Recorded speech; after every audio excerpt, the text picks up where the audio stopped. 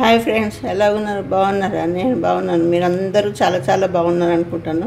ఈరోజు మనము సజ్జలతో దోశలు వేసుకోబోతున్నాము. దానికి కావాల్సిన ఇంగ్రీడియంట్స్ నేను ఒక గ్లాసు ఈ సజ్జ పిండి వేసుకున్నాను. బొంబాయి రవ్వ వేసుకుందాం. ఒక గ్లాసు బొంబాయి రవ్వ కూడా వేసుకుంటున్నాను అండి.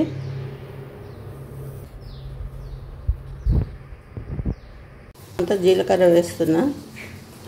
సగం గ్లాసు పెరుగు, పుల్లటి పెరుగు కానీ మజ్జిగ కానీ ఏదైనా వేసుకోవచ్చు.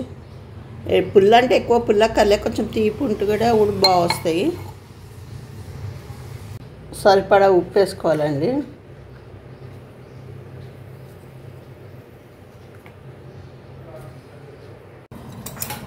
ఇందులో పెరుగు, సాల్ట్, జీరా అన్నీ వేసేసానండి. ఇప్పుడు నీళ్ళు కలిపేసుకుందాం. దీన్ని కలిపాక ఒక గంట సేపు నాననివ్వాలి. ఈ లోపల చట్నీ రెడీ చేసేసుకుందాం. లంప్స్ లేకుండా ఇట్లా కలుపుకోవాలండి మంచిగా. ఇలా లంప్స్ ఉండకూడదు, ఉండలు ఉండకూడదు. ఇలా చేసేసి ఒక గంట సేపు పక్కకు పెట్టేసుకుందాం. ఉల్లిపాయతో ఇలా రాసి పెట్టుకోవాలండి. అది ఒకసారి చెక్ చేసుకోవాలి. వేడయిందండి పెనము. ఇది తీసుకొని ఇలా వేయాలి.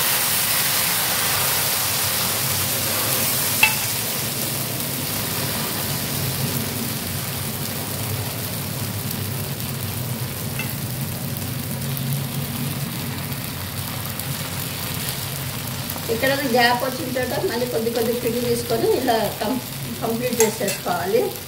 వేసాక మళ్ళీ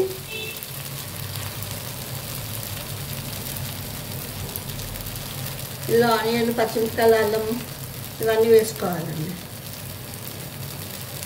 మీరు తినే కారాన్ని బట్టి. నేనైతే 3 పచ్చిమిరపకాయలు, ఒక చిన్న 1 ఇంచ్ అంత అల్లం ముక్క, 2 ఆనియన్స్ చాప్ చేసుకొని వేసుకుందాం.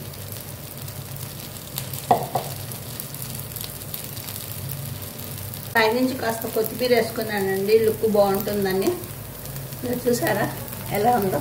చూడడానికి చాలా అందంగా ఉంది. ఇప్పుడు అట్టు తిరిగేసుకోవాలండి. చూసారా ఎలా వస్తుందో? అసలు ఊడొచ్చేస్తుందండి దానంతట. అది ఏం వస్తా పడక్కర్లేదు. ఏంటంటే దానికి ముందు పెనం కాలే అంత టైం స్పేస్ ఇవ్వాలి. దానికి పెనం కాలాలి. అది మంటని కొంచెం నీళ్ళు చల్లి చూసుకోవాలి. తర్వాత మళ్ళీ ఉల్లిపాయ వేసి రాయాలి. అప్పుడు కొంచెం మళ్ళీ కొద్దిగా వేడయ్యాక వేసేటప్పుడు కొద్దిగా సిమ్లో పెట్టి వేయాలి. తర్వాత హై చేయాలి. హై అంటే మెల్లిగా హై కాదు, మీడియం సైజ్, మీడియం అంట.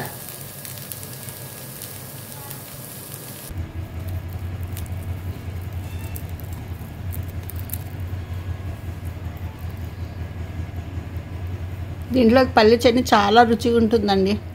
పల్లి చట్నీ, కారపొడి, మన కందిపొడి, ఇలాంటివి పొడులన్నీ చాలా రుచిగా ఉంటాయి. ఒకసారి చేసుకుని చూడండి. మీకు కనుక ఇది నచ్చితే కమెంట్ రూపంలో ఎలా వచ్చిందో నాకు తెలియజేయండి.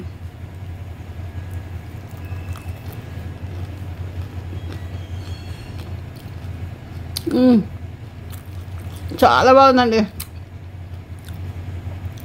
అసలు మామూలు రవ్వ దోశకి దీనికి పెద్ద చాలా డిఫరెంట్ ఉంది. మీకు ఈ రెసిపీ నచ్చిందా? నచ్చితే కనుక వెంటనే లైక్ చేసి, షేర్ చేసి, సబ్స్క్రైబ్ చేయండి. మీకు కొత్త వీడియోలు మీ ముందుకు తీసుకొస్తానండి. Bye bye.